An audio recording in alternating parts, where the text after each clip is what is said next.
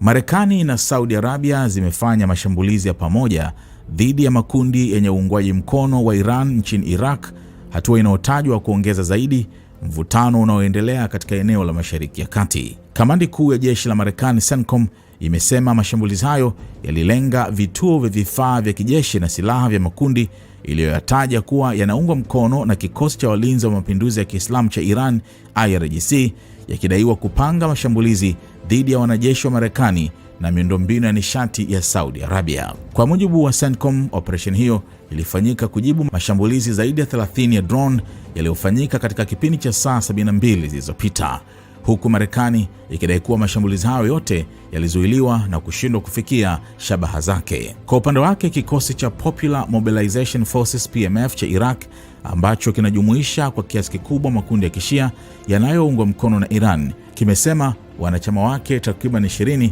wameuawa na wengine 32 kujeruhiwa baada ya vituo vyao kadhaa kushambuliwa. PMF imeelezea mashambulizi hayo kuwa ni hatua hatari ya kuongeza mzozo na ukiukaji wa mamlaka ya Iraq.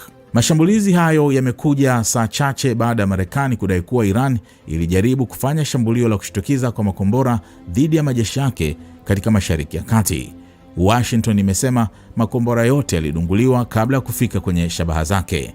Hata hivyo, kikosi cha walinzi wa mapinduzi ya Iran IRGC kimesema makombora hayo yalilenga kambi ya jeshi la Marekani pamoja na kituo cha uongozi nchini Jordan, kikieleza kuwa ilikuwa ni hatua ya kulipiza kisasi dhidi ya kile kilichokiita uchokozi wa Marekani. IRGC pia ilidai vikosi vyake vya majini vilishambulia meli 3 za mafuta katika mlango wa bahari wa Hormuz baada ya kudai zilipuuzia maonyo na kutumia njia isiyo salama.